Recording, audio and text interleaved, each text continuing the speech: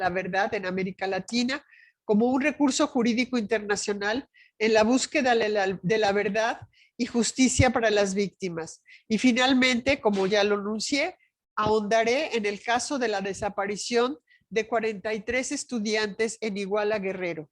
La investigación realizada por la Procuraduría General de la República, sus deficiencias que derivaron, como veremos más adelante, en la creación de una comisión de la verdad para el caso. La siguiente, por favor. Los derechos humanos pueden ser entendidos como normas morales subjetivas reconocidas y promovidas por los estados para poder garantizar la dignidad de sus ciudadanos. Los derechos, más allá de ser normados, contienen un valor ético y simbólico. En la medida que funcionan como generadores de sentido, los derechos humanos son también discursos políticos, ya que estructuran las relaciones sociales. Por ello, los derechos humanos se pueden observar como un paradigma jurídico del derecho contemporáneo según Lin. Siguiente, por favor. Como lo señala María José Fariñas, una colega en el año de 1998, catedrática española, la perspectiva sociológica de los derechos humanos pretende comprender su desarrollo sociohistórico y la cuestión de su realización práctica, es decir, cómo los derechos se insertan en la vida social. En este sentido, es importante destacar que los derechos humanos son parte de un proceso civilizatorio que se da al finalizar la Segunda Guerra Mundial como respuesta a los actos violentos que atentaron contra la integridad de sectores específicos de la sociedad. La formación de la ONU como antecedente y la Declaración Universal de los Derechos Humanos en 1948 dan inicio al reconocimiento internacional de la dignidad intrínseca y de los derechos iguales e inalienables de todos los miembros de la familia humana. Organización de las Naciones Unidas en 1948. Esta declaración busca impulsar el desarrollo democrático y político de los estados modernos en el reconocimiento de la figura del ciudadano. Por otro lado, busca proteger a los grupos vulnerables y reducir la brecha de desigualdad económica y social, según los autores Anzolavere, Serrano y Vázquez, escrito en 2017.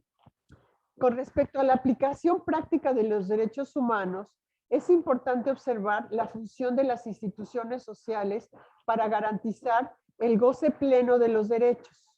En este caso, las instituciones de administración e impartición de justicia son los encargados de hacer cumplir los derechos jurídicos como el acceso a la justicia, el debido proceso, el acceso a la verdad, entre otros. En este sentido, dime. Eu acho que o seu microfone não está bem ajustado, a sua voz está meio abafada. Talvez o som está meio abafado. Agora está bem. ¿Agora está bem? Agora está bem. ¿Se escucha bien? Agora sim. Okay. É que ele tinha ficado, em algum momento, ele tinha ficado abafado o som. Ah. ¿Tá bom?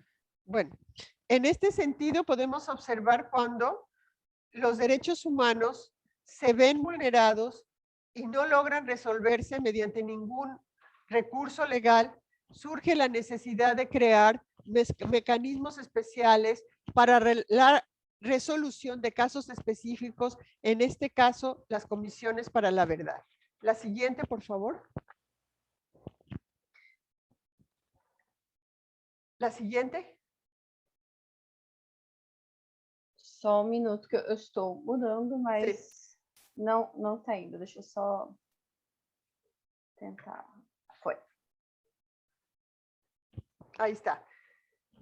El acceso a la justicia, como lo describe Capelletti y Gard, es importante en las reflexiones sobre el derecho para contrastar la dimensión formal de las normas y su aplicación práctica. Por ello, los derechos humanos se pueden observar como un paradigma jurídico del derecho contemporáneo. de los cuales el derecho al acceso a la justicia es la principal garantía para el establecimiento de un mundo equitativo. Su inscripción en los debates académicos se debe a dos transformaciones jurídicas y sociales del mundo contemporáneo. Primero, a la incorporación de los derechos humanos como un nuevo paradigma jurídico, y segundo, al establecimiento y desarrollo del modelo político del Estado social y democrático de derecho, que ha implantado una perspectiva social de la justicia. Con respecto a los derechos humanos, su desarrollo tomó impulso con la Declaración Universal de los Derechos Humanos de 1948. Cito: el reconocimiento internacional de la dignidad intrínseca y de los derechos iguales e inalienables a todos los miembros de la familia humana. Esta declaración busca, como señala Karina Solavere, impulsar el desarrollo democrático y político de los estados modernos en el reconocimiento de la figura del ciudadano, así como proteger a los grupos vulnerables y reducir la brecha de desigualdad social y económica. Los derechos humanos pueden ser entonces entendidas como normas morales subjetivas, reconocidas y promovidas por los estados para poder garantizar la dignidad de sus ciudadanos.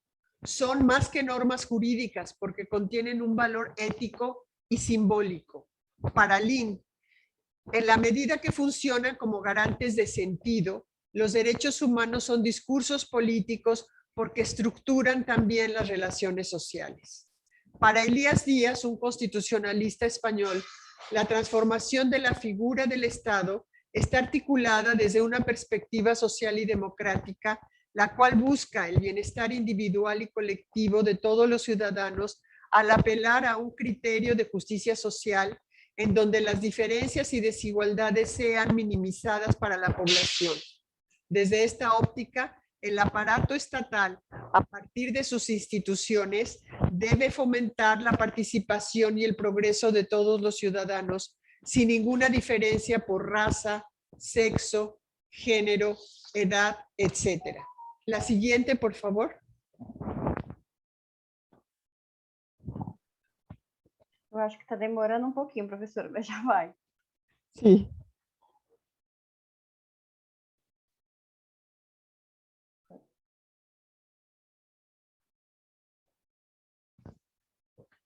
El acceso a la justicia puede definirse desde diferentes perspectivas. En el ámbito judicial puede entenderse, como lo menciona Beureri, la igualdad de oportunidades para acceder a los recursos jurídicos formales e informales que generan, aplican o interpretan las leyes y regulaciones normativas con especial impacto en el bienestar social y económico de las personas.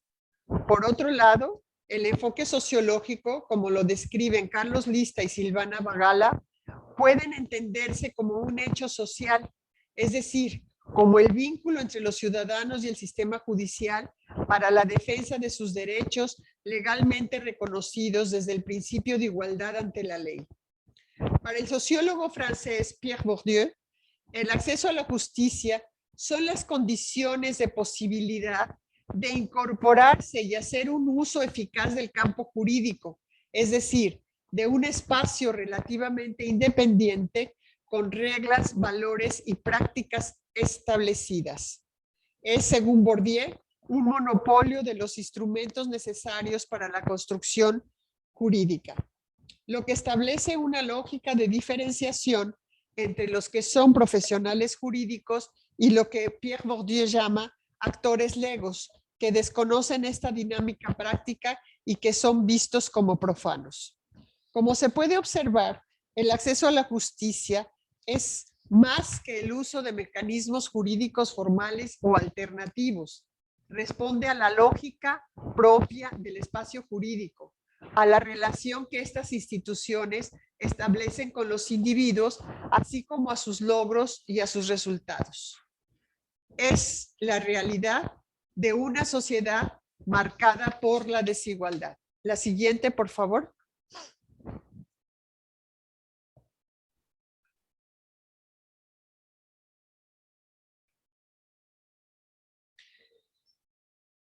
En México, el acceso a la justicia está garantizada por el artículo 17 de la Constitución Política de los Estados Unidos Mexicanos, el cual señala que, cito, toda persona tiene derecho a que se le administre justicia por tribunales que estarán expeditos para impartirla en los plazos y términos que fijen las leyes, emitiendo sus resoluciones de manera pronta, completa e imparcial. Cierro la cita. No obstante, la garantía de este derecho ha estado permeada por condiciones de desigualdad y exclusión social. La siguiente, por favor.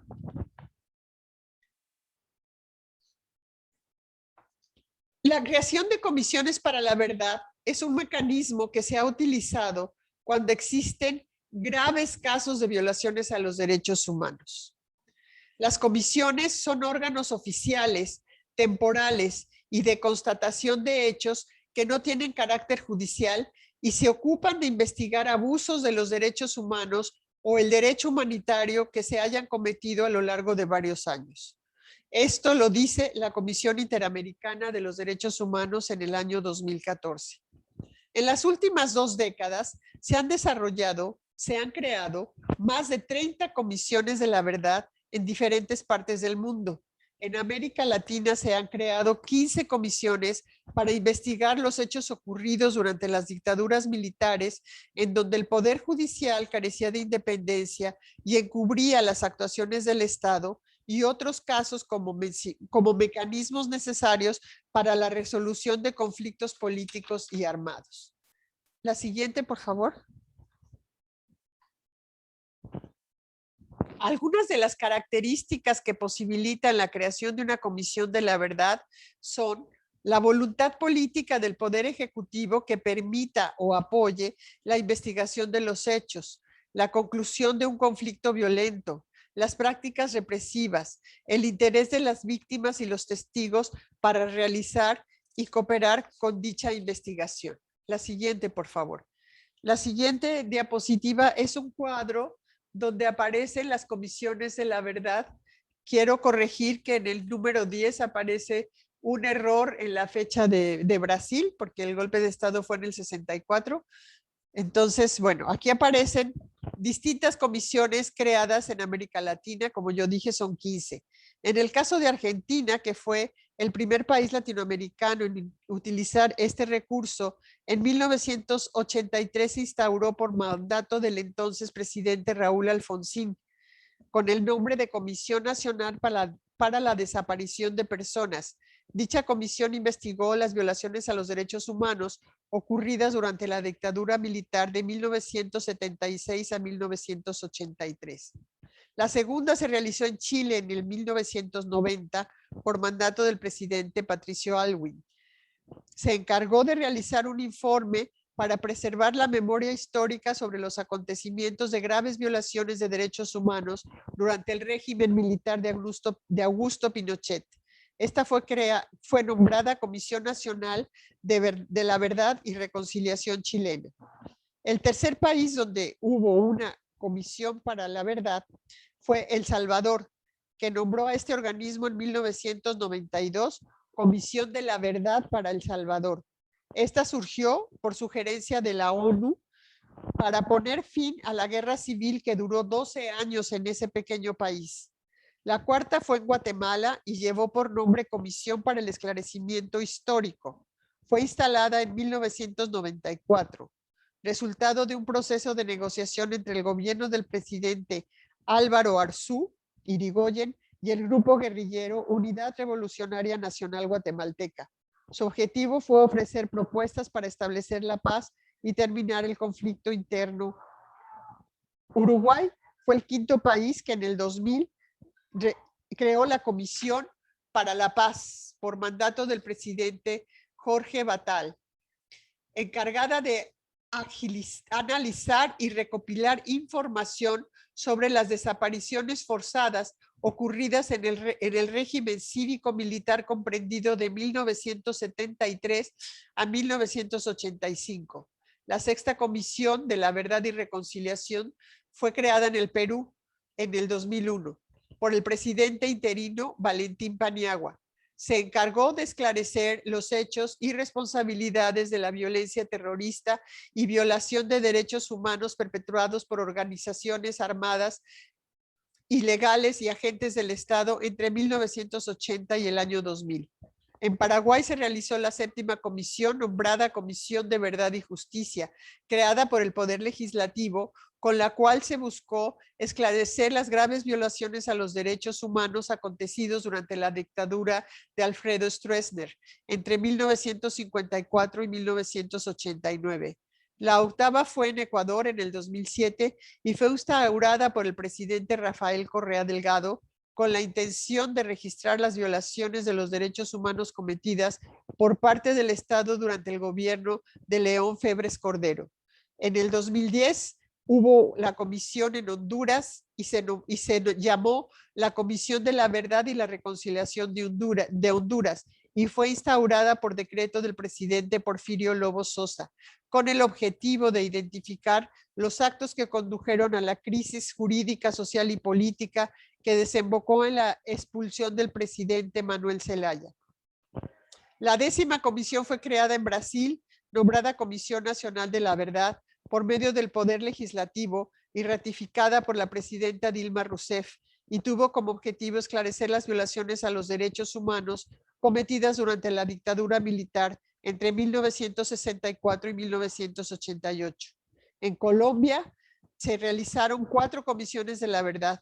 La primera en 2005 con el nombre Comisión Nacional de Reparación y Reconciliación, creada por el Poder Judicial para facilitar los procesos de paz entre el gobierno y los grupos armados de autodefensas. Ese mismo año se creó una segunda comisión llamada Comisión de la Verdad sobre los hechos ocurridos en el Palacio de Justicia, creada por la Suprema Corte de Justicia con el fin de investigar el conflicto entre el ejército y el movimiento guerrillero M-19. La tercera fue la Comisión de la Verdad de las Mujeres, creada en 2010 para documentar los efectos de la violencia que sufren las mujeres por el contexto de violencia en el país. Esta fue la primera comisión con perspectiva de género en el mundo. Y la cuarta, en el 2016, que se llamó Para el esclarecimiento de la verdad, la convivencia y la no repetición. Actualmente se encuentra activa y busca contribuir al proceso de paz en Colombia. Por último, se creó la Comisión para la Verdad y Acceso a la Justicia en 1918 en México, por orden del presidente Andrés Manuel López Obrador, con el fin de esclarecer la desaparición de 43 estudiantes de la escuela Isidro Burgos en el municipio de Iguala, estado de Guerrero, en México. Ese va a ser el caso que yo voy a abordar y que es ahora esta investigación está en proceso con un grupo de alumnos y de profesores en la Facultad de Ciencias Políticas y Sociales. La siguiente, por favor. Y lo que nosotros estamos investigando a partir de todos los documentos, legal, obrigado. A partir de todos los documentos oficiales que se produjeron, es cómo se construyó la verdad histórica. Voy ahora a narrar cuáles fueron estos hechos y cómo se construyó esa verdad histórica. Y la investigación que yo estoy dirigiendo ahora en la Facultad de Ciencias Políticas y Sociales, ya tenemos un año con el proyecto, es entender cómo se creó la verdad histórica que sostuvo el gobierno y la Procuraduría General de la República cuando acontecieron estos hechos espantosos. La siguiente, por favor. La Escuela Normal Rural Raúl Isidro Burgos, cada año se organiza un contingente para asistir a la marcha en memoria de los sucesos ocurridos el 2 de octubre de 1968. Para el público brasileño, el 2 de octubre de 1968 hubo una matanza del ejército en una plaza que se llama la Plaza de las Tres Culturas, en un barrio en el norte de la Ciudad de México que se llama Tlatelolco. Estudiantes que demandaban democratizar el poder político y que clamaban también por la destitución del jefe de la policía que ya había sido calificado por agredir a estudiantes, el 2 de octubre de 1968 hubo una congregación multitudinaria de estudiantes en esta Plaza de las Tres Culturas y fueron acribillados por el ejército. Desde entonces se conmemora en México cada 2 de octubre ese hecho sangriento ordenado por el entonces presidente de la República, Gustavo Díaz Ordaz, y por su secretario de Gobernación, Luis Echeverría Álvarez. Es una tradición, digamos, de los grupos estudiantiles desde 1968 la conmemoración de esta masacre ocurrida el 2 de octubre. Los estudiantes de las escuelas normales rurales asisten a este evento cada año el 2 de octubre. Lo que yo voy a narrar ahora es cómo los jóvenes de la normal Isidro Burgos del municipio de Iguala en Guerrero iban a acudir el 2 de octubre a la conmemoración de este hecho atroz y para ir desde el estado de Guerrero, que está en el sureste de México, hacia la capital de la República, ellos fueron, los jóvenes fueron a capturar, digamos, autobuses de líneas comerciales, los fueron a tomar para venir en ese transporte a la Ciudad de México y asistir a la marcha que, repito, desde entonces se realiza en la Ciudad de México para conmemorar ese hecho tan atroz. Entonces, bueno, la historia de los jóvenes, de los 43 desaparecidos, empieza la noche del 26 de septiembre de 2014, perdón, el 26 de septiembre del 2014, cuando estudiantes a bordo de 2 autobuses se dirigieron a Iguala, donde tomaron 3 autobuses más, ya que no eran suficientes, y se dirigieron a la terminal de Chilpancingo, capital del estado. Sin embargo, alrededor de las 9:30 de la noche, un grupo de policías municipales emboscaron y dispararon a uno de los 5 camiones. Calles aledañas ocurrió un segundo ataque a otro de los autobuses, en donde 3 estudiantes resultaron heridos. Algunos buscaron refugio y otros lograron escapar. Posteriormente se realizó un tercer ataque en la carretera federal Iguala-Mezcala contra otros 2 de los camiones, en donde también hubo heridos. Horas más tarde se registró un cuarto ataque en contra de un camión confundido por los policías municipales que transportaba a jóvenes, pero no eran de la escuela rural. Era un equipo de fútbol que se llamaba Avispones de Chilpancingo, en donde fallecieron 3 personas. Después de la medianoche se registró un quinto ataque durante una rueda de prensa a la que habían convocado los estudiantes para documentar los hechos perpetrados por la policía municipal. El resultado hasta ese momento fue de 2 estudiantes fallecidos. El 27 de septiembre se encontró sin vida en una estampa dantesca y con signos de tortura visibles y con el rostro desollado, el cuerpo de uno de los estudiantes. Como resultado final de estos ataques, hubieron 6 muertos, más de 40 heridos y 43 estudiantes de la escuela Isidro Burgos desaparecidos. La siguiente, por favor. Ahora me voy a referir a las líneas de investigación, que es lo que nosotros estamos siguiendo en el proyecto de investigación. Durante los primeros días se presentaron los hechos como una situación local. Al excluir la participación de la Policía Federal, que la hubo, y del Ejército, que también hubo participación del Ejército, las autoridades municipales actuaron con lentitud y sin averiguación culparon a los estudiantes, señalándolos como parte de una banda del crimen organizado. Además, se les acusó de intento de boicot en contra de la directora del Sistema Nacional para el Desarrollo Integral de la Familia, María de los Ángeles Pineda, esposa del entonces presidente municipal de Iguala, José Luis Abarca. Días más tarde se abrió una línea de investigación por parte de la Policía Municipal y autoridades federales, en la que se describía que los 43 estudiantes desaparecidos habían sido entregados por policías municipales a un grupo criminal conocido como Guerreros Unidos, quienes supuestamente los asesinaron y los incineraron en un basurero ubicado en una localidad cercana conocida como el basurero de Cocula. Esta última versión se sostuvo con testimonios obtenidos mediante la tortura a 3 presuntos responsables del secuestro y el asesinato y desaparición de los estudiantes. El gobierno federal de entonces, estamos en el año 2014, encabezado por Enrique Peña Nieto del PRI, decidió respaldar la versión del titular de la Procuraduría General de la República, Jesús Murillo Caram. La siguiente, por favor. Angélica, Dime. de novo está baixo o seu som. Será que... não sei se é o microfone que sai do lugar ou alguma coisa. ¿Así está bien? Assim está melhor. Se você puder falar um pouquinho mais devagar também. Sí, está ótimo. Porque como tem algumas interrupções, daí fica mais fácil para entendermos.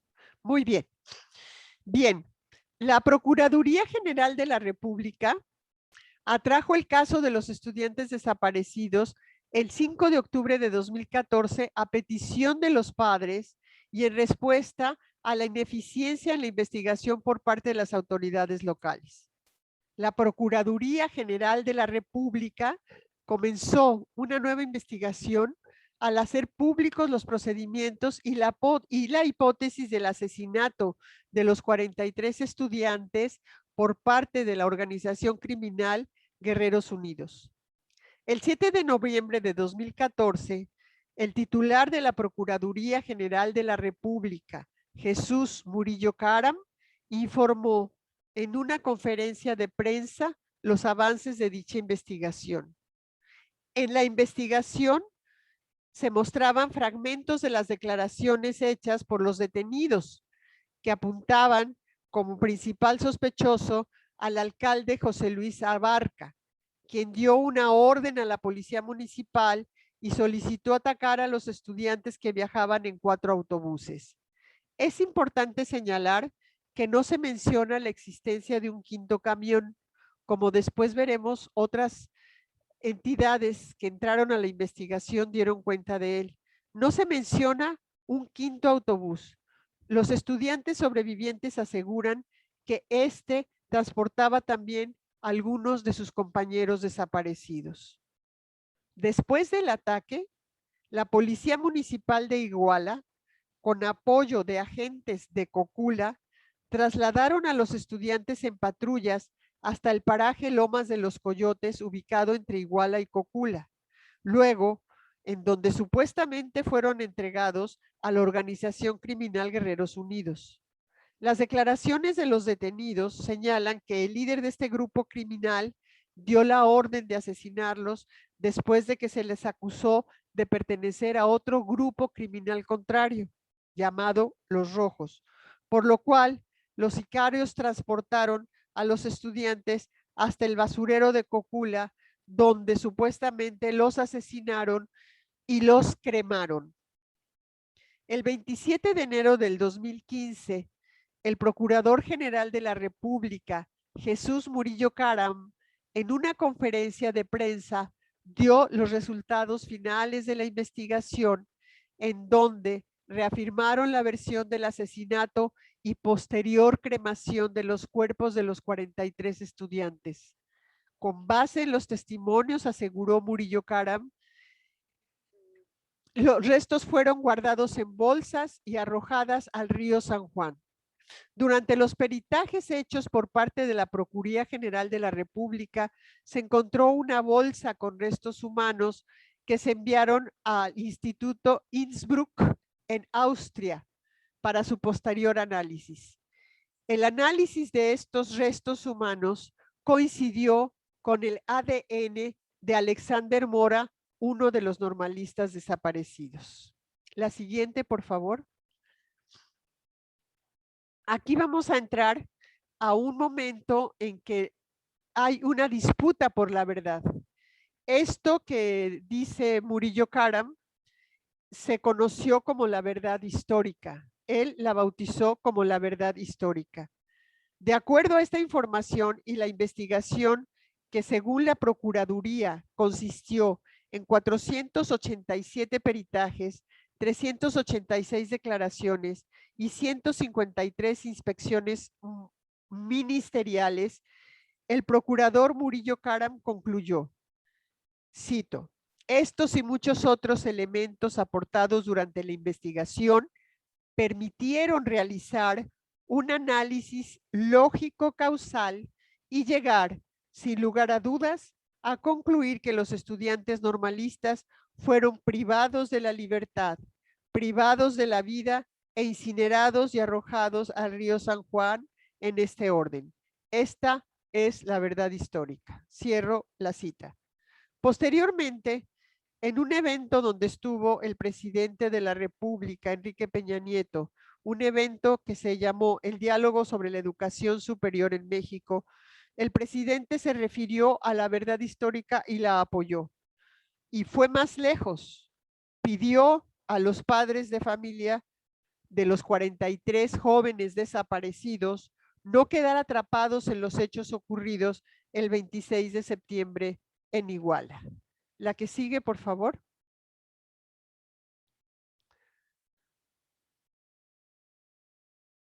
En su informe final de gobierno, el 3 de septiembre de 2018, Enrique Peña Nieto volvió a reafirmar la investigación de la PGR y la verdad histórica y dio por concluido el caso Iguala con la hipótesis de la masacre e incineración de los 43 jóvenes estudiantes.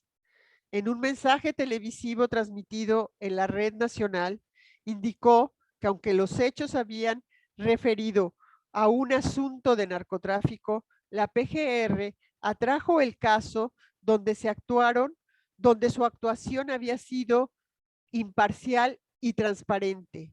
También señaló el presidente de la República que las evidencias eran claras y contundentes. Además señaló que la Procuraduría General de la República abrió la investigación para que la Comisión Interamericana de Derechos Humanos pudiera corroborar las actuaciones de la Procuraduría y que emitiera un informe.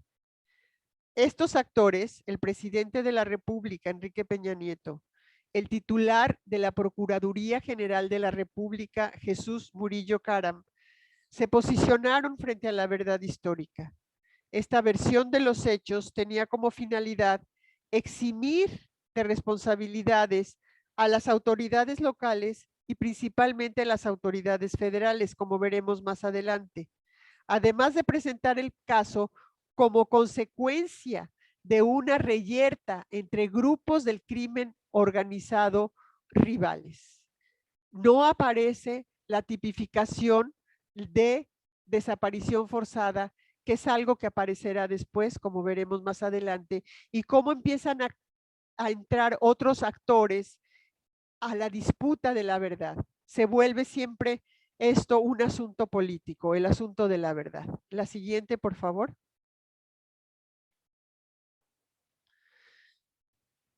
La exigencia por parte de los familiares de los 43 jóvenes para esclarecer los hechos generó amplias movilizaciones a nivel nacional e internacional que presionaron al gobierno federal a realizar investigaciones con ayuda de expertos internacionales y que con protocolos de respeto a los derechos humanos. Las instancias internacionales y nacionales de derechos humanos que realizaron investigaciones en este caso fueron Amnistía Internacional, la Comisión Nacional de Derechos Humanos de México y principalmente la Corte Interamericana de Derechos Humanos. Estas recabaron información omitida por la investigación de las autoridades federales y la verdad histórica, y entre las principales omisiones de la investigación de la PGR señalaron que la Policía Federal y el Ejército tuvieron conocimiento sobre el ataque a los jóvenes normalistas en el momento de los hechos. Por ello, la Comisión Interamericana de Derechos Humanos solicitó que el caso se catalogara como desaparición forzada y no como un hecho aislado entre dos grupos del crimen organizado. Esto me parece que es muy importante porque al pedir, la siguiente por favor, al pedir que se tipificara como desaparición forzada, son las autoridades las que quedan involucradas en este acto de desaparición forzada. El 12 de noviembre del 2014, posterior a una reunión con padres de los jóvenes desaparecidos y autoridades del Ejecutivo, se firmó el Acuerdo Asistencia Técnica Internacional suscrito por la Comisión Interamericana de Derechos Humanos, el Estado mexicano y los padres de familia. En dicho acuerdo se estableció que el Grupo Interdisciplinario de Expertos Independientes, GIEI por sus siglas, realizaría una verificación técnica de las acciones de la investigación realizada por el Poder Judicial. La principal atribución del Grupo Independiente de Expertos fue, cito, analizar si en la investigación se están agotando correctamente todas las líneas de investigación, particularmente los vínculos entre la delincuencia organizada y actores estatales, empleando las figuras legales adecuadas para el encuadre de los delitos y las responsabilidades. Hasta aquí cierro la cita. La siguiente, por favor. También intervino el equipo argentino de antropología forense, que participó en peritajes de manera conjunta con la Procuraduría General de la República por un convenio firmado por el procurador Jesús Murillo Caram y familiares de los normalistas desaparecidos. Estos peritajes realizaron el 27 de octubre y el 6 de noviembre del 2014. Sin embargo, el equipo de expertos argentinos, el equipo argentino de antropología forense, señaló inconsistencias y obstrucciones en la investigación por parte de la Procuraduría General de la República. La primera inconsistencia fue la diligencia realizada en el basurero de Cocula el 15 de noviembre del 2014, donde peritos de la Procuraduría recogieron evidencia balística sin la supervisión del equipo argentino. La segunda inconsistencia refiere a la recolección de restos óseos por parte de la Procuraduría en el río San Juan, en Cocula, sin presencia del equipo de forenses argentino. El equipo argentino señaló que cuando ellos fueron convocados por la Procuraduría General de la República, dichos restos ya habían sido manipulados por peritos de ellos. Este equipo indicó que las pruebas realizadas a estos restos no coincidieron con los perfiles genéticos elaborados a partir de las pruebas genéticas de los padres de los normalistas desaparecidos. Por último, se demostró que las pruebas presentadas por Murillo Caram sobre el incendio provocado por la incineración de los cuerpos de los 43 jóvenes fueron imágenes de incendios que habían ocurrido en las siguientes fechas: el 12 de octubre del 2010, el 28 de octubre del 2013 y el 6 de noviembre del 2013. Para explicar mejor, se pasaron imágenes de incendios en ese basurero en distintas fechas para hacer creer la verdad histórica de que allí habían sido masacrados y después incinerados los 43 jóvenes desaparecidos. Esto demuestra que la participación del equipo argentino estuvo obstaculizada durante la investigación por la Procuraduría General de la República y además que se fabricaron pruebas para construir esta verdad histórica. La siguiente, por favor. La actuación del grupo interdisciplinario de expertos independientes fue sin duda muy importante para rebatir la verdad histórica y para tratar de esclarecer los hechos de esa noche. El 12 de noviembre de 2014 se estableció que el grupo interdisciplinario de expertos independientes realizaría una verificación técnica de las acciones de investigación realizadas por la Procuraduría. Y su principal atribución, que ya les leí hace un momento. La siguiente, por favor. El equipo interdisciplinario de expertos presentó 2 informes. Uno en el 2015, en septiembre del 2015, y otro en el 2016. En su primer informe del 6 de septiembre del 2015, el grupo interdisciplinario presentó los resultados del análisis, imagínense, de 86 tomos que hasta ese momento constituían el expediente de la PGR, donde señalaron algunas deficiencias e irregularidades en los peritajes. Se comprobó que la versión de la Procuraduría en cuanto a la cremación de los jóvenes era insostenible, ya que no encontraron evidencias que demostraran la existencia de una incineración de tales dimensiones en ese lugar. Asimismo, se mencionó que autoridades de todos los niveles habían tenido conocimiento de la movilización de los estudiantes. Los expertos señalaron omisiones e inconsistencias y emitieron 4 recomendaciones. La primera, continuar inmediatamente con la búsqueda de los jóvenes. La segunda, clasificar el delito como desaparición forzada. La tercera, acceder al cuartel del 27 Batallón del Ejército para entrevistar a los soldados que habían estado presentes en los hechos.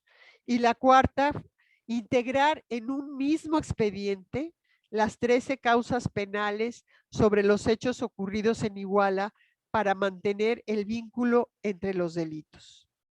Las recomendaciones del grupo interdisciplinario no fueron cumplidas en su totalidad, por lo cual la investigación se vio limitada. El gobierno federal impidió que los expertos entrevistaran a los militares y negaron el acceso a los cuarteles para que tuvieran los expertos acceso y posibilidades de hacer entrevistas. Con estas limitaciones, se continuó con la investigación hasta abril del 2016. En abril de 2016 concluye el primer periodo del grupo de expertos independientes, que los padres de familia solicitaron que se les diera una prórroga para que siguieran con sus investigaciones, y el gobierno de Peña Nieto les negó esa prórroga y se tuvieron que retirar.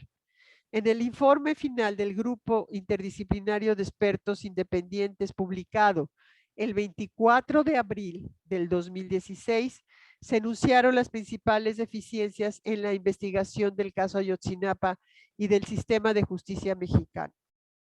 La excesiva formalidad y burocracia dificultaron que la investigación fuera pronta y expedita.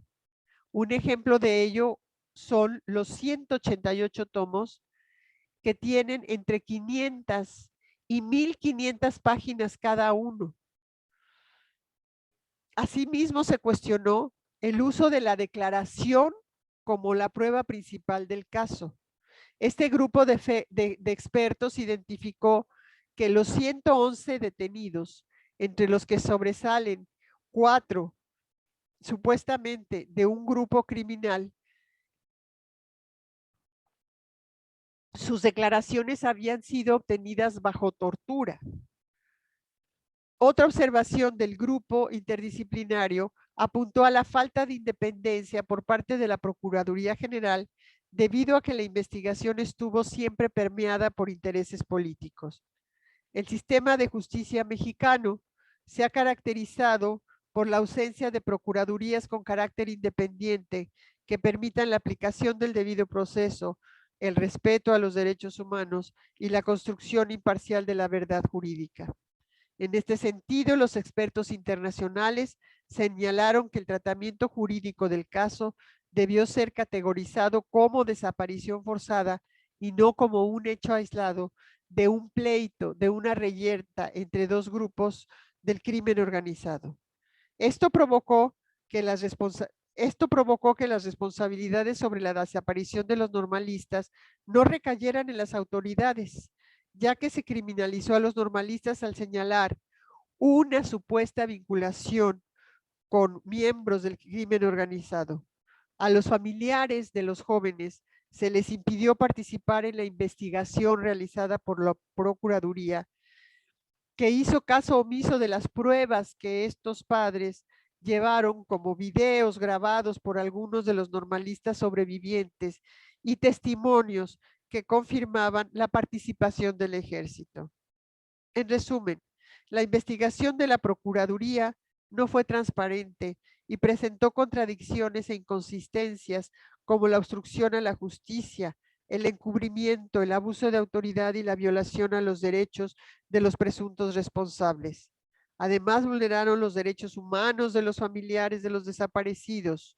Entre ellos destaca los derechos de acceso a la justicia, al debido proceso y a conocer la verdad, y a exigir la reparación integral del daño. En este aspecto, el caso Ayotzinapa muestra las injusticias que están aún presentes en el sistema de justicia penal mexicano. Primero, el ataque, desaparición y asesinato de los normalistas. Segundo, la criminalización de los estudiantes para encubrir a las autoridades estatales y federales. Y tercero, la revictimización que se hizo de los padres de familia por la falta de un proceso claro y apegado a la ley. La siguiente, por favor.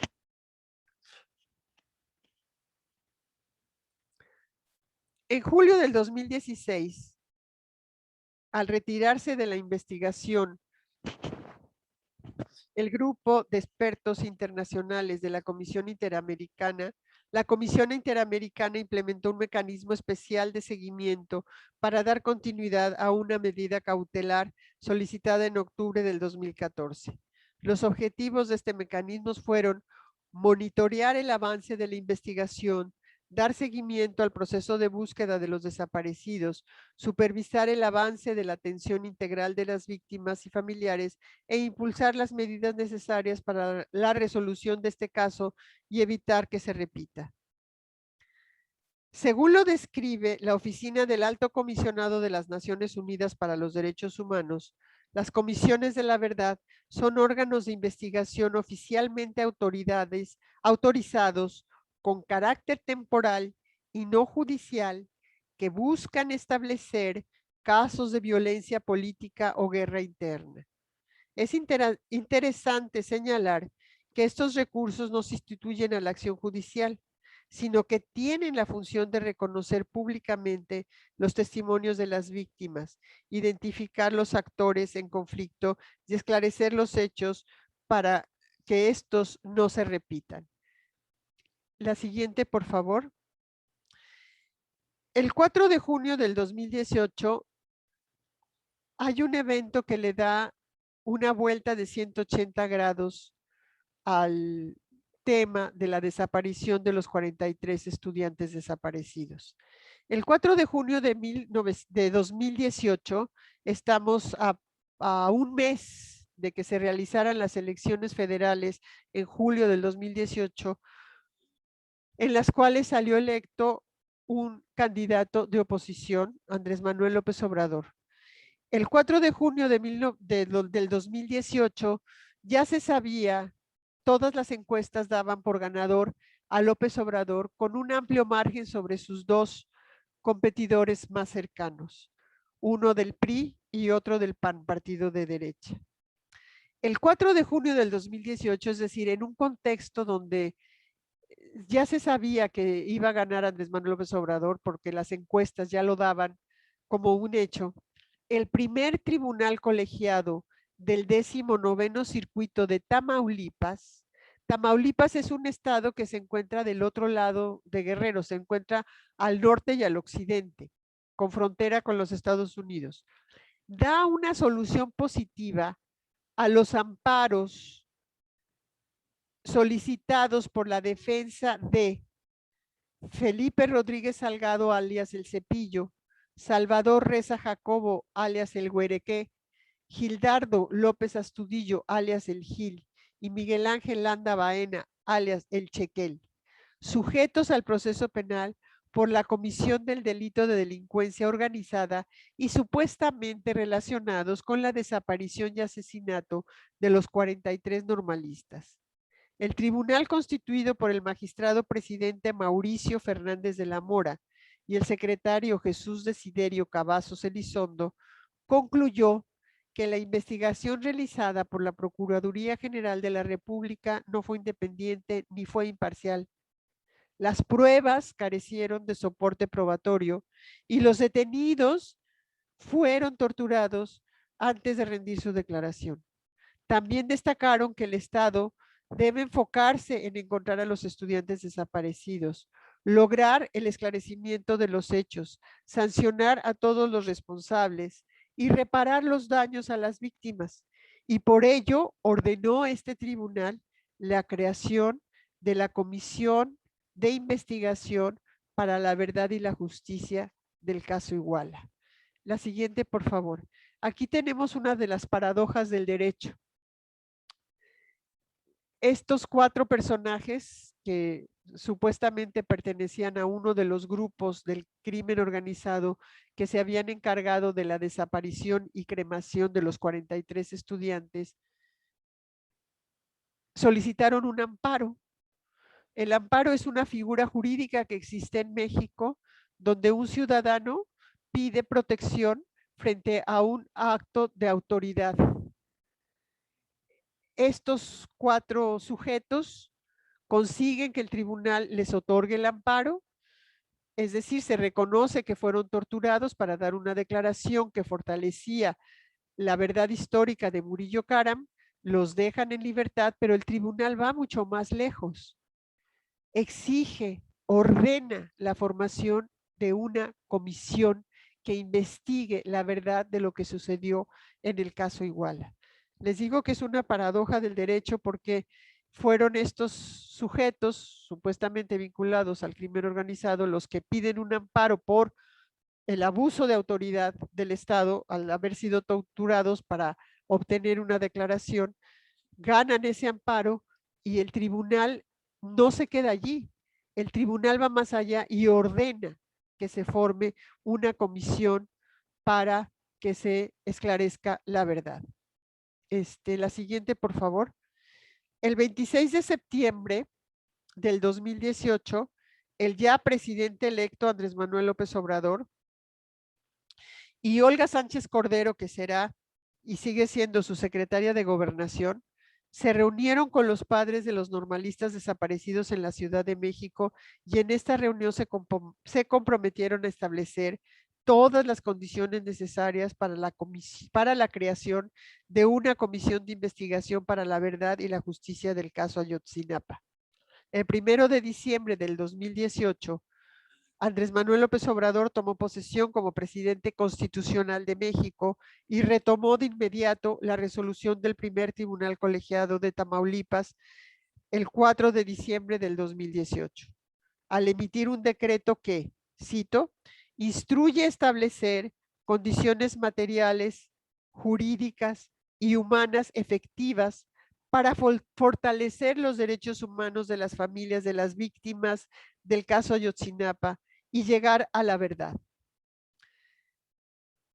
En este decreto se establece la creación de un grupo autónomo interdisciplinario con el fin de garantizar el acceso a la justicia y el conocimiento de la verdad, así como la implementación de medidas para la protección de las víctimas y organizaciones que buscan el esclarecimiento de los hechos. Este decreto brinda sustento jurídico, es lo que brinda sustento jurídico para la creación de la Comisión de la Verdad como este recurso extraordinario. Aquí me quiero detener un momento para explicar cómo una decisión de un tribunal le da una vuelta de 180 grados a la búsqueda de los 43, a la búsqueda de la verdad, y cómo esta paradoja del derecho, al conceder este amparo a estos 4 individuos que fueron torturados para fortalecer la versión de la verdad histórica, plantea un escenario totalmente diferente. Primero hay un presidente de oposición que inmediatamente retoma el mandato de este tribunal, instruye a sus colaboradores de inmediato para que se constituya esta comisión y se dan todas las facilidades para que regrese el grupo de expertos son 5 expertos, ninguno mexicano, porque así lo establecen las reglas de la Comisión Interamericana de Derechos Humanos, para que regrese este grupo de expertos y se sigan las líneas de investigación que ellos dejaron marcadas en sus informes, el de 2015 y el de 2016, y que no fueron retomadas por la Procuraduría, y que se continúe con la búsqueda de los jóvenes desaparecidos. La siguiente, por favor. La sentencia del primer tribunal de Tamaulipas y el decreto presidencial permitirán el desarrollo de la Comisión para la Verdad y la Justicia al establecer condiciones materiales para su implementación. No obstante, tenemos que ser, tengo que señalar que existen obstáculos también para que esto se lleve y que se llegue a un buen puerto. El primer obstáculo es el contexto de inseguridad y desconfianza en las instituciones de procuración de justicia en México. Como señala el Centro de Derechos Humanos Miguel Agustín Pro Juárez, muy involucrado en la asesoría a los padres de familia, en un documento La magnitud de la crisis de los derechos humanos en México, publicado en el 2016, la situación de violación a los derechos humanos y la práctica judicial son dos problemas que van relacionados, ya que los agentes de justicia y seguridad pública realizan prácticas que vulneran los derechos humanos como la tortura, las detenciones arbitrarias y las desapariciones forzadas. Esta situación comenzó a reflejarse y a recrudecerse en el gobierno de Felipe Calderón Hinojosa, del Partido Acción Nacional, un partido de derecha, y aumentaron considerablemente los casos de ejecuciones extrajudiciales, los casos de tortura, las desapariciones forzadas, las violaciones al debido proceso, según datos de la Comisión Nacional de Derechos Humanos entre 2007 y 2011. Hay un dato de la Human Rights Watch de 2011 que retoma el Centro Pro Juárez, que en este periodo se registran 32,000 personas desaparecidas, lo que muestra la magnitud del fenómeno de desapariciones forzadas. Esto es equiparable a las desapariciones en Argentina durante la dictadura militar. 32,000 personas desaparecidas en este periodo. Según lo registra la Comisión Nacional de Derechos Humanos, hasta el 2016 se recibieron aproximadamente 10,000 denuncias contra miembros del ejército. Este contexto de violencia e inseguridad puede ocasionar que casos como la desaparición de los estudiantes puedan volver a ocurrir, y con ello no se cumpliría el principio de no repetir, que exige, que es un principio de las comisiones y cuando éstas se crean. El segundo obstáculo es la falta de vínculos que posibiliten el diálogo entre los actores involucrados, como las víctimas, las autoridades y las instancias internacionales. La comisión debe buscar que se garantice la participación voluntaria de estos diferentes actores, así como brindar todas las herramientas para llegar a acuerdos que permitan esclarecer los hechos y saber la verdad de la desaparición de los 43 jóvenes. Esto significa cooperación de las autoridades del gobierno al facilitar la investigación, la participación de expertos internacionales, escuchar las peticiones y pruebas que pueden ofrecer los familiares y testigos, además de señalar públicamente la responsabilidad penal de quienes hayan cometido estos actos. Un tercer obstáculo que se observa es la ausencia de mecanismos que garanticen la actuación independiente y autónoma de la comisión para esclarecer los hechos. El trabajo de la comisión debe estar ajeno a coacciones de tipo político o económico, y asimismo sus resultados y los señalamientos de los presuntos responsables no deben ser utilizados con fines partidarios o políticos. En este aspecto, los únicos beneficiados por la investigación deben ser las víctimas y los familiares de los desaparecidos, así como la sociedad en general, con el esclarecimiento de lo sucedido aquella noche en Iguala. Un mecanismo que puede posibilitar la independencia y autonomía de las actuaciones de la comisión es la participación y vigilancia por parte de la ciudadanía mediante la transparencia de la información de la investigación y el carácter público de las audiencias. Es importante destacar que uno de los elementos fundamentales de la implementación de un Estado de Derecho es la relación entre la ciudadanía y las instituciones de administración de justicia. La siguiente, por favor. Ahora, para terminar, me voy a referir a las condiciones de desigualdad en el caso Iguala, a la violencia, a la pobreza y a un proceso de exclusión educativa en esta región del país. Como se puede constatar, la investigación realizada por la Procuraduría General de la República y ratificada por el presidente Peña Nieto es una violación al derecho al acceso a la justicia, la cual responde a un contexto de desigualdad, exclusión y pobreza que sufre la población de Guerrero.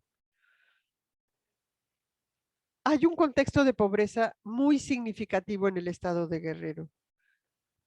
Citas estadísticas hablan de que el 69% de la población vive en condiciones de pobreza y 31.7% en condiciones de pobreza extrema. Otro se refiere a la violencia que se sufre en esta región del país, como se ha descrito. El lamentable suceso de Iguala reveló las profundas contradicciones sociales y el contexto de violencia que sufre el estado de Guerrero.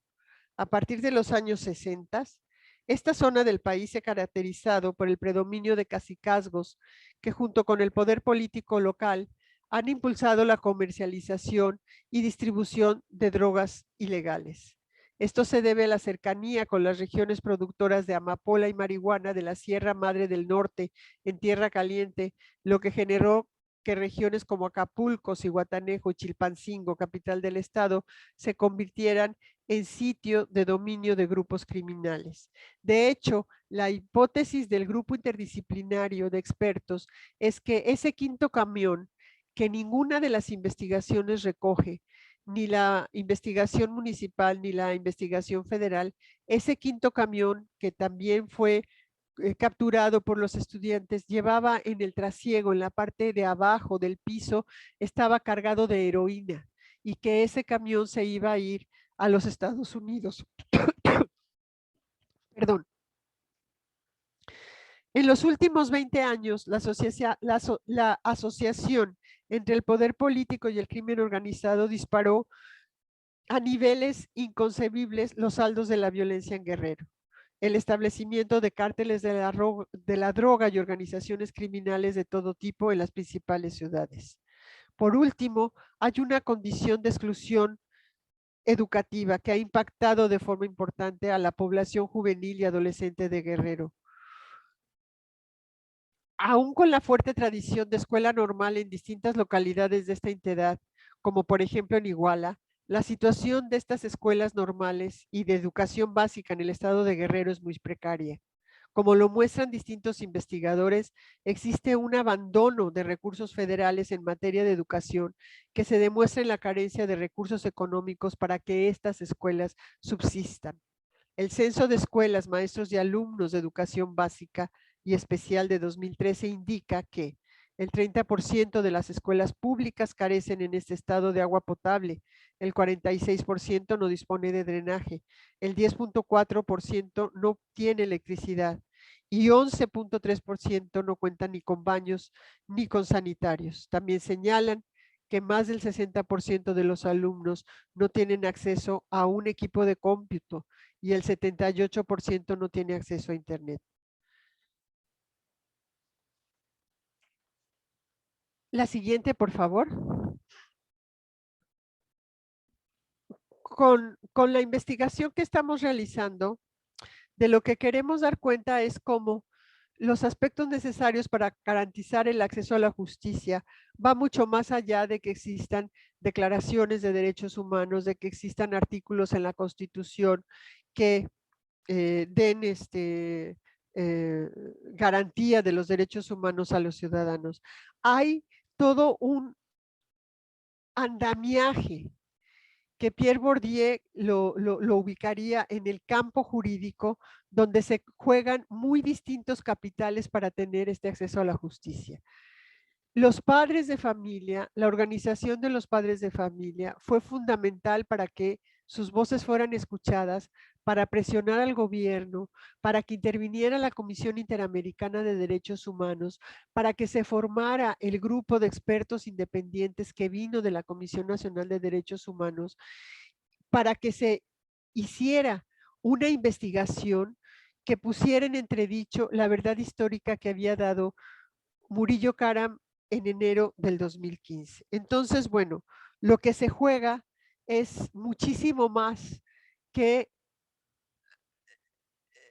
las declaraciones de los derechos humanos internacionales o en las constituciones, como es el caso de México. La siguiente, por favor. Se juega muchísimo más. Si no se cuentan con otro tipo de recursos que puedan movilizar a las poblaciones, que puedan movilizar a la sociedad, lo cierto es que el acceso a la justicia, al esclarecimiento de hechos, muchas veces no sucede. Hay muchos casos de desapariciones forzadas, como hace un momento les di una cifra, 32,000 personas reportadas como desaparecidas entre 2006 y 2017, que no han tenido todo la atención que tuvo el caso de los 43 jóvenes de la Escuela Isidro Burgos de Ayotzinapa y el caso Iguala. Quiero decir que la movilización que lograron con su organización, pero todo el apoyo que tuvieron de organizaciones y el impacto que tuvieron a nivel internacional fue lo que posibilitó que fueran avanzando y que fueran escuchados y que fueran un foco de atención. Fue lo que provocó que el gobierno se viera forzado a acceder a la petición de la Comisión Interamericana de Derechos Humanos de formar el grupo de expertos independientes que, como les dije hace un momento, regresaron a México. Con el tema de la pandemia, ahora no sé cuántos están en México, cuántos tuvieron que regresar. Hay una colega colombiana, Ángela Buitrago, que es una fiscal muy reconocida. Hay otro colega de la Universidad de Deusto del País Vasco, Carlos Martín Beristain, que estuvieron ya en la Ciudad de México para reconstituir ese grupo de expertos independientes a los que se les está dando las facilidades, por ejemplo, de investigar a los militares, algo que se les negó durante su estancia, como en su primera etapa en la estancia, se les negó muchas posibilidades para seguir su investigación. Entonces, bueno, lo que yo quise reportar en esta presentación fue cómo en el caso Iguala, digamos, es un crisol que ejemplifica cómo hay distintas lógicas en los campos sociales, en el campo jurídico, en el campo político que intervienen para que se pueda hablar de los derechos de las víctimas en el caso de violaciones a los derechos humanos, de desapariciones forzadas, y que se busque por parte de los víctimas o de los familiares de las víctimas el derecho a saber la verdad y la reparación del daño. Yo lo dejaría aquí, André, y si hay alguna pregunta de los participantes, pues seguiríamos con eso. Muchas gracias. Érica, muito obrigado. Certamente haverá muitas perguntas dos participantes. Eu fiquei com algumas também perguntas, são meio perguntas e meio comentários, né? As perguntas são mais, digamos, para saber ter mais informações, digamos, né? A primeira é talvez a questão, porque talvez perguntar mais a respeito da relação entre o poder local e que você falou que no Estado está muito combinado, articulado com o crime organizado, né? E o poder federal, no sentido, no caso do Peña Nieto, né? Quer dizer, porque o Jesus Murilo Caram, né, o procurador-geral, e depois o próprio presidente, claramente, né, assume o papel de encobrir, né, as responsabilidades, né? Então, o que parece que assim, parece que eles fazem adotam essa narrativa, essa versão, para encobrir as autoridades locais, ou seria para encobrir as responsabilidades do Exército e da Polícia Federal, né, que estariam envolvidos. Não sei se você consegue responder essa questão, mas dizer assim, porque isso, a premissa é se há alguma evidência, né, de alguma influência desses poderes locais associados ao tráfico, né, sobre o antigo governo Penha Neto, né? Segundo é que seria importante, interessante saber o papel da imprensa.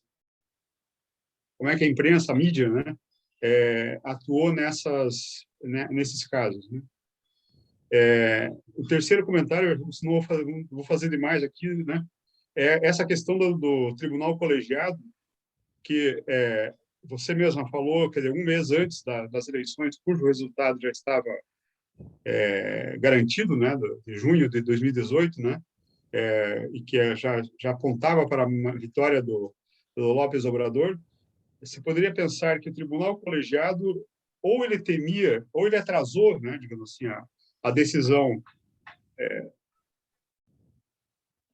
e não tomou a decisão num contexto anterior ao contexto eleitoral, por medo de represálias do governo, né, ou do crime organizado, né, ou então o tribunal, digamos, se associou, digamos assim, se coordenou com o candidato que queria vencer para criar essa ordem, né, que seria imediatamente cumprida, né, pelo novo presidente. Eu estou pensando assim um pouco pensar essas vínculos, né, que pode haver de vínculos, seja de vínculos de intimidação ou né, com o poder que está saindo, ou vínculos de associação e de convergência, né, com esse com o candidato, né, López Obrador, da oposição. Eu acho que é só isso. Né? Então, sí, muy bien. Bastante. Sí, sobre la primera cuestión, André, sí, hay evidencias de que había una relación importante entre el poder local de Iguala con grupos del crimen organizado.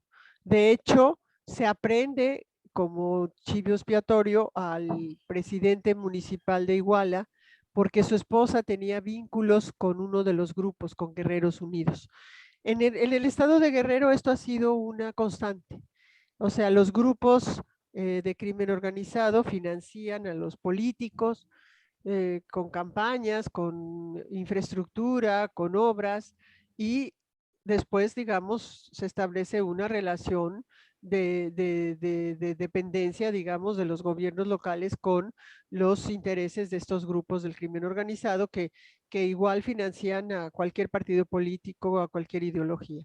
Entonces sí hay aquí un vínculo que utilizó Murillo Karam como primer chivo expiatorio a decir que era clara la vinculación de el crimen organizado con el presidente municipal de Iguala, Abarca, y con su esposa, Ángeles Pineda, y que a ellos se les culpa de que hayan urdido que se atacara a los jóvenes.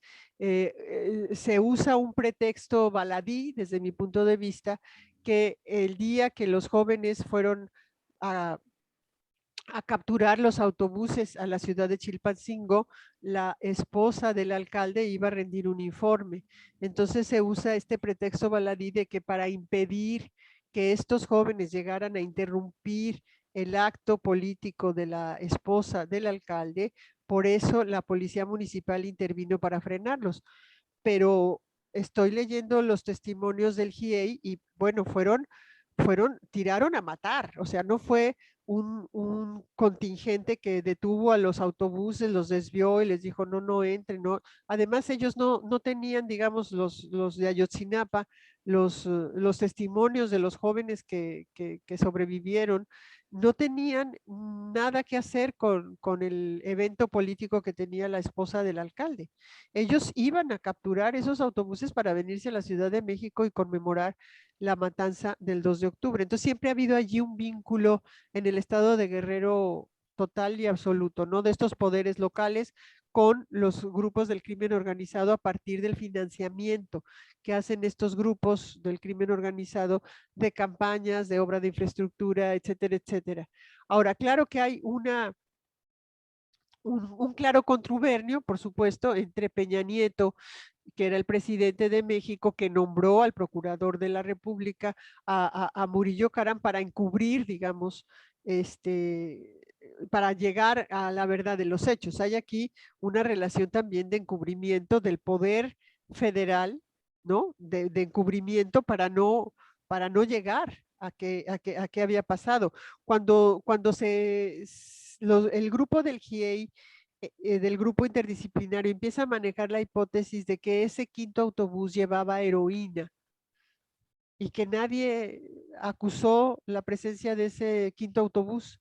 Todas las diligencias que hicieron las autoridades municipales y federales hablan de 4 autobuses, pero había un quinto autobús con jóvenes que habían tomado el autobús, que son de los desaparecidos, y que nadie acusó. Entonces hay esa hipótesis del grupo de expertos interdisciplinarios que ese autobús iba cargado de heroína y que iba a Estados Unidos directamente. México, esta parte del país, como lo dije en la exposición, hay cultivo de amapola y hay una producción de heroína que se va a los Estados Unidos y también hay una amplia producción de marihuana que se va a los Estados Unidos. Entonces sí, digamos, hay aquí un vínculo importante entre el poder local con el crimen organizado, pero también hay una situación de encubrimiento del poder federal encarnado por Murillo Karam y por Enrique Peña Nieto, para no llegar más allá de esta explicación de que era una reyerta entre 2 grupos del crimen organizado y que ahí se explicaba la muerte de los jóvenes. Sobre los medios, bueno, esto fue dividido como siempre suele suceder, ¿no? Hubo medios que dieron un seguimiento a lo que decía la Comisión de Derechos Humanos, a lo que decía el GIEI, y hubo por supuesto otros medios que ensalzaron a la Comisión, al Procurador General de la República y la investigación. Pero a nivel internacional también hubo un impacto muy fuerte. Los padres de familia, incluso algunas comisiones de padres de familia viajaron a distintos órganos de derechos humanos a nivel internacional a hablar de lo que había pasado en México y hubo un seguimiento de prensa internacional muy importante, muy importante. Hubo periodistas que llegaron a la zona, que hicieron entrevistas, incluso uno de ellos escribió un libro, un periodista norteamericano escribió un libro de narración de los sobrevivientes que da cuenta pues de que se involucraron, ¿no? O sea, los medios de comunicación también siempre atienden a intereses, obviamente, y hubo medios de comunicación que, que trataron de buscar que hubiera una respuesta a la desaparición de estos jóvenes y que no, no creyeron pues en la versión de Murillo Karam porque además fue burda, o sea, se demostró que pasó un video con 3 incendios en distintas épocas, tratando de ejemplificar que allí habían sido incinerados los jóvenes. Hubo después expertos de mi universidad, de la UNAM, que dijeron que allí no había restos de un incendio de tal magnitud que hubiera consumido que hubiera consumido a 43 cuerpos, que no había condiciones físicas que pudieran demostrar eso. O sea, eso se contradijo desde el punto de vista científico, pues, ¿no? Con la evidencia científica. Y sobre la sentencia del tribunal, yo creo que sí hubo una percepción del tribunal, del presidente del tribunal, de que era un momento adecuado, de que políticamente el gobierno, encabezado por López Obrador, asumiría la responsabilidad de crear una comisión que llegara realmente a la verdad. Entonces, seguramente no he entrevistado a los miembros del tribunal. Ahora con la pandemia, pues es mucho más difícil pensar en un viaje para tratar de conseguir una entrevista, pero yo estoy pensando que la hipótesis de que ellos calculan políticamente que es el momento en sacar esta sentencia que va más allá de darles el amparo a estos 4 inculpados por tortura, ¿no? Va más allá. Es una sentencia histórica en ese sentido. Le ordena al gobierno crear una comisión que llegue al esclarecimiento de los hechos. Entonces, sin duda alguna, hubo un cálculo político a un mes de que López Obrador, como lo dije, todas las encuestas por más de 20 puntos le daban la ventaja por encima de sus 2 contrincantes más cercanos, ¿no? El representante del PAN y el representante del PRI. López Obrador los aventajaba por más de 20 puntos. Entonces, creo que sí hubo allí un cálculo político por parte del tribunal, de que sería un momento propicio para sacar esta sentencia que va más allá nada más de conceder el amparo a estos 4 personajes. E a outra curiosidade Sí. como é que estão os trabalhos da comissão? Con la pandemia se han detenido, pero yo he platicado con Ángela Buitrago, que es del grupo interdisciplinario que vino, a la que conocí hace muchos años en Colombia y que tenemos una buena relación. Ella estaba viniendo a México a hacer el trabajo y están retomando todas las líneas de investigación que se quedaron truncas. Además, exigieron y se les concedió entrevistar a los militares del 27 Batallón que estuvieron presentes. Últimamente no he hablado con Ángela, pero la pandemia obviamente puso un impas en el trabajo del grupo interdisciplinario. Muchos regresaron a sus países con el tema de la pandemia, pero ellos están... Ángela me dijo una cosa, si no regresamos los 5 no vale la pena. Y regresaron los 5. Es un colega es un fiscal también de Chile, colega de Ángela, es otra fiscal de Guatemala, está Carlos María Beristain, que es psicólogo y médico criminalístico, y está Ángela Buitrago, que es colombiana y es una fiscal excepcional de Colombia.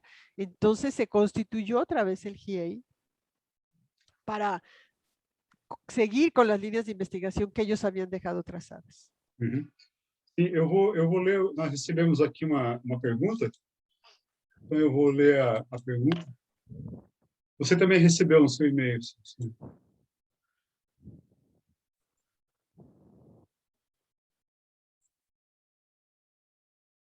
Então, a pergunta é da Adriana Gianvecchio.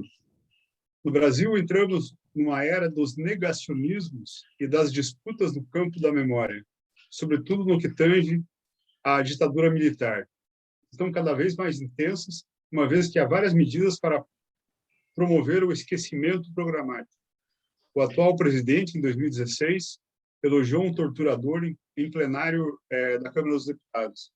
Além desses fatos, os assassinatos continuam, muitos sem solução ou resolução, como nos casos Marielle Franco, Amarildo, para situar os mais emblemáticos, sendo que há um processo em marcha que praticamente anula todo o trabalho realizado na Comissão da Verdade. Como os direitos humanos podem agir para barrar isso? O campo da disputa da verdade precisa de instrumentos que atuem fortemente na educação, que é onde se fragiliza, uma vez mais, essa disputa. No seu campo de estudos dessas comissões, há ação para educar, para não se repetir? Se sim, quais? E se o México adotou alguma medida acerca da memória desses crimes, do assassinato dos estudantes?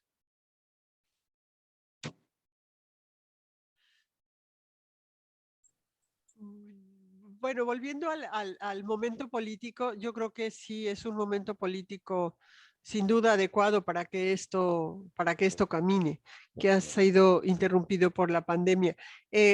Cuando regrese a México, Andrei, te voy a mandar el título de un libro de una colega uruguaya que trabaja en el Instituto Mora en México, justo con tema de memoria y derechos humanos, que a algunas de las personas que están interesadas en este tema les pueda... Voy a pedirle a Silvia a ver si tiene el documento en PDF. Es un libro que acaba de sacar. Sim, Y yo llegando a México, la próxima semana te envío eso para que tengan acceso a esta investigación de Silvia Dutrenit, que es una incansable investigadora con el tema de la memoria en certo. América Latina. Es un libro precioso.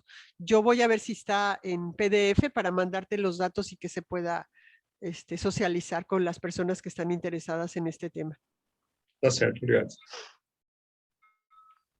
Nós temos aqui outras perguntas, então. Marcilene de Souza Lima Félix. Como obter independência dos órgãos investigadores e julgadores quando se trata de investigar ofensas aos direitos humanos praticada pelos órgãos públicos e seus representantes, se eles estão dentro do mesmo sistema? Bueno, yo creo que si hablamos de la teoría de sistemas, bueno, pues sí, están dentro del mismo sistema, pero creo que eso no demerita que hay una coyuntura favorable para que se pueda llegar a un esclarecimiento de una desaparición forzada tan terrible como la de estos 43 jóvenes, ¿no? Ahí yo asumo que la teoría de los campos de Pierre Bourdieu es bastante virtuosa, porque nos ayuda a ver cómo los distintos actores juegan en esos campos con muy diversos capitales. Y yo creo que el caso de Ayotzinapa, los padres y las organizaciones de derechos humanos que los acompañaron y los acompañan hasta hoy, jugaron muy bien ciertos capitales. Jugaron bien ciertos capitales en este campo que les permitió una enorme visibilidad y hacer una enorme presión social para que viniera ni más ni menos un grupo interdisciplinario de la Comisión Interamericana de Derechos Humanos. Si yo creo que los resultados de esta comisión, cuando haya resultados, son sin duda una prueba de fuego para este gobierno de Andrés Manuel López Obrador en el tema de derechos humanos. Eu vou fazer um comentário. Você acha que no caso do México, eu acho que no caso do Brasil é assim. Nós não temos a mesma autonomia, o mesmo tipo de autonomia do campo jurídico com relação ao campo do poder, ou seja, em comparação com a França, né? Então, quando o Bourdieu fez a teoria sobre a força do direito, né, quer dizer, o campo jurídico, né, ele pensa o campo jurídico como autônomo, né, como dotado de uma autonomia e de uma lógica própria, né? Enquanto que nós temos um campo jurídico, né, sem dúvida, com as suas características, com as suas hierarquias, com as suas disputas, mas esse campo é permeado, né, no Brasil, sem dúvida, né, apesar de toda, né, a independência que dispõem os profissionais do direito, né, e tal, no Brasil é permeado pelo campo do poder, pelas disputas e pelos apoios e pelas trocas, né, digamos, que diz respeito ao Estado. Eu não sei se você... E aí, nesse sentido, a sua resposta seria, de certa forma, fortalecer o campo jurídico, para que Sin ele duda, possa atuar... claro, en México sin duda también está permeado el poder judicial por el poder político, sin duda alguna, sin duda alguna. Y muestra de ello es que el tribunal de Tamaulipas, esa es mi hipótesis, esa es mi percepción, espera que haya esa coyuntura favorable en términos de un cambio de poder con un candidato de la oposición para llegar a esta sentencia y para ordenar que se cree esta comisión. Sin duda está permeado por el poder político, sin duda alguna. Y yo creo que en toda América Latina. Pois é. Agora nós temos a pergunta do Paulo Endo. Você está com o e-mail aberto? Porque o Paulo Endo faz uma pergunta redigida em espanhol, então eu vou ter que falar, eu vou falar em espanhol, vamos ver se você entende, né? Paulo, primeiramente, muitas graças por sua ponência sobre esse caso emblemático na América Latina. Continuando em português, o caso Iguala. A pergunta é sobre um paralelo sobre a situação mexicana e a situação brasileira. Hoje temos no poder, infelizmente, um assassino indireto que tem conduzido à morte milhares de brasileiros e brasileiras. Muitos de nós levamos parte das nossas vidas tentando sensibilizar a população para as mortes, torturas e desaparecimentos forçados de milhares de pessoas durante os períodos ditatoriais. Porém, o que vemos hoje no Brasil é que mais de 300 mil pessoas morreram devido ao desastre das políticas governamentais. E, ao mesmo tempo, o apoio do governo federal ainda alcança, o apoio ao governo federal ainda alcança cerca de 30% da população brasileira. Ou seja, a morte não gera indignação nem consciência em dezenas de milhões de pessoas. Como analisa essa situação no México? Essa é uma primeira pergunta. Uma outra pergunta é sobre a importância da imprensa mexicana, que a imprensa mexicana dá às sentenças e medidas da Comissão e da Corte Interamericana de Direitos Humanos. Aqui, no Brasil, é quase inexistente. Como acontece no México? Bueno, para este caso en particular sí hubo un seguimiento importante de la intervención de la Comisión Interamericana de Derechos Humanos, como de la Comisión Nacional de Derechos Humanos, que también hizo una investigación y que marcó líneas de investigación que no se siguieron. Sobre la otra parte, bueno, pues repito, creo que este caso, el caso Iguala y el llegar a la verdad, y como lo ha dicho López Obrador y como lo ha dicho el encargado de la comisión, que es Alejandro Encinas, se va a llegar a la verdad y a castigar a los responsables. O sea, si esto llega a suceder, va a ser algo único en la historia del país. Si se llega a la verdad, si se llega a saber qué pasó con estos jóvenes, si es que están muertos, en dónde están, cuáles fueron las razones para que se les agrediera de esa manera descomunal, y si son desaparecidos y si están muertos, en dónde están y cuáles fueron los móviles, y se llega a castigar a los culpables, yo creo que esto, lo repito, esto es una prueba de fuego para el actual gobierno. Si esto se llega a hacer, va a ser, en el caso de México, va a ser histórico. Va a ser totalmente histórico. No es la actitud de López Obrador la que tuvo Peña Nieto, de dar siempre la razón a Murillo Karam, de encubrir, de no hacer caso de lo que decía la Comisión Interamericana con el grupo de expertos, o lo que decía la Comisión Nacional de Derechos Humanos, documentos a los que yo tuve acceso. Si realmente se llega a la verdad y se castiga a los culpables y se llega al móvil de la desaparición de estos jóvenes, esto va a ser un hito en la historia moderna de México, sin duda alguna. Eu gostaria de fazer uma observação, porque tentando comparar, né, quer dizer, contrastar a situação do Brasil durante a ditadura, né, e a situação do México nesse caso, né?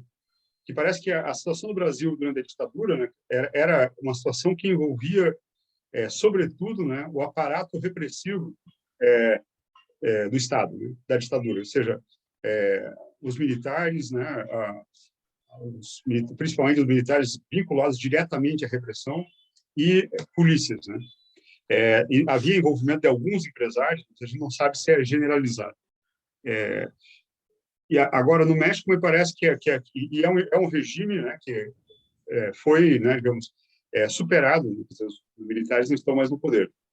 Enquanto que no caso do Iguala, o presidente tem que lidar com fazer a investigação de estruturas de poder que são, digamos, do Estado, estaduais, né, e que elas têm vínculos fortes, por um lado, com o crime organizado, e, por outro lado, tem vínculos fortes com a oposição.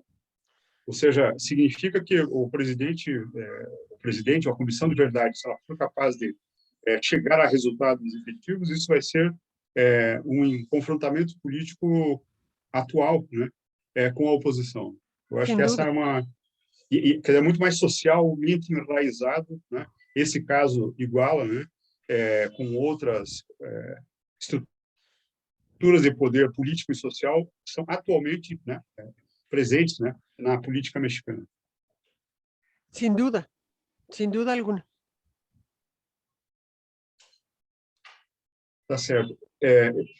E temos mais uma pergunta, que é da Maura Costa Simini. As constatações da Comissão da Verdade podem ser utilizadas para embasar um processo judicial? Houve alguma iniciativa desse tipo no Sistema de Justiça Nacional ou na Comisión Interamericana de Derechos Humanos? Bueno, el presidente ha sido muy enfático y Alejandro Encinas, que es la cabeza de la comisión, es el que está encargado de que opere esta comisión, y la propia secretaria de Gobernación, Olga Sánchez Cordero, han sido muy enfáticos de que se va a llegar a las últimas consecuencias. ¿Quiénes son los responsables? ¿Cuáles fueron los móviles para la desaparición y virtual asesinato de estos 43 jóvenes? Y se va a llegar a las últimas consecuencias, quiere decir que se va a dar castigo a los que estuvieron implicados en esto. Lo que sin duda, como tú dices, André, va a tocar fibras sensibles, porque a ver, la vinculación de los gobiernos con el crimen organizado no es algo que pasó ayer. Son estructuras que se van construyendo a lo largo del tiempo y que están allí. Y que obviamente que eso va a ser, como yo dije, si se llega a hacer con el esclarecimiento de los hechos, con saber quiénes fueron los culpables y cuáles fueron los móviles, y que se pague por esos delitos, esto va a ser histórico, sin duda alguna. Va a ser histórico. Eso hasta ahorita es la promesa. Es la promesa del actual gobierno, es la promesa de Alejandro Encinas y de la secretaria de Gobernación, Olga Sánchez Cordero. Certo. Nós recebemos mais duas perguntas. Manuel Luiz Costa Penido. Se considerarmos como verdade que o excesso de burocracia é atávico em todos os países da América Latina, a professora considera correta a afirmação de que essa situação acentua ainda mais a pobreza e a desigualdade, prejudicando o acesso à justiça para a garantia da efetividade do trabalho judicial na preservação de direitos. E essa situação possibilita a existência de intermediários que favorecem ainda mais os grupos privilegiados econômica e socialmente nesses países. Sin duda, el desconocimiento del campo jurídico y de sus reglas, pues es algo que juega en contra siempre de las víctimas, ¿no? O de los que están buscando la reparación del daño. Es un lenguaje muy codificado, el lenguaje del derecho, son páginas y páginas y páginas y páginas en un expediente sin fin, y sin duda eso obstaculiza, por supuesto que obstaculiza la justicia, y obstaculiza que el que está pidiendo la reparación del daño entienda lo que está pasando, ¿no? Hablaba Bourdieu de los profanos, ¿no? De los que no entienden el lenguaje jurídico, que es tan codificado y que es tan difícil de entender y de captar, aunado a las miles y miles y miles de fojas que puede contener un expediente, como es el caso del caso Iguala, que solamente un abogado muy avesado puede entender esas fojas, ¿no? Es parte de la desigualdad, sin duda alguna, y del no acceso a la justicia, por supuesto. É uma outra forma de desigualdade, né? Forma de desigualdade na educação e no acesso. Es una forma simbólica de dominación que está allí y que opera cotidianamente, ¿no? El no entender, el no saber cómo reclamar, qué hacer, cómo leer un texto, cómo interpretar un texto, es una violencia que está allí cotidianamente.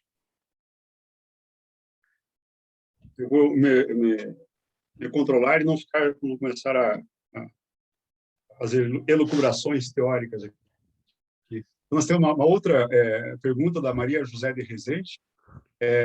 Angélica, devido às muitas dificuldades que narras no processo de investigação do caso dos jovens estudantes no México, não te parece que, além da violência e das marcadas desigualdades sociais, os desequilíbrios de poder na América Latina tendem a ser um problema central da violência aos direitos humanos, né? Claro. E a dificuldade de desentranhar todos os seus matizes. exposição sobre o caso dos jovens destaca precisamente esse ingente desequilíbrio de poder. Sin duda, sin duda. Es una forma de desigualdad terrible. Porque a gente pode pensar, aquilo que nós falávamos, né, quer dizer, dada uma condição de desigualdade de poder e também de desigualdade de conhecimento, né, com relação a grande parte da população em situação de pobreza, naquela comparação com a teoria dos campos do Bourdieu, se poderia pensar que o campo jurídico, como eu tinha falado antes, né, é menos autônomo, é mais entremeado com o campo do poder, né, no campo do poder estatal, ao mesmo tempo em que o campo do poder estatal, né, e o campo jurídico são mais autônomos em relação à cidadania, quer dizer, em relação aos leigos, né? Então, quer dizer, essa desigualdade estrutural que tem esses múltiplos aspectos, que na relação política passa pela relação de clientelismo, né, e de violência, né, ela, digamos, distancia ainda mais, né, o cidadão da possibilidade dele entender, dele interagir e, portanto, de controlar o funcionamento, né, desse mix, né, campo jurídico, campo de poder. Então, quer dizer, o campo político, né, quer dizer. Então, os controles, né, via cidadania são muito menores, a possibilidade desse exercício de controles via cidadania são muito mais tênues, né, do que os exercidos em países que têm uma tradição de cidadania maior, ativa, e tem menos desigualdades estruturais, né, que, portanto, as pessoas podem agir coletivamente, né, ou de forma mais autônoma. Eu poderia pensar, né, nesses termos, né?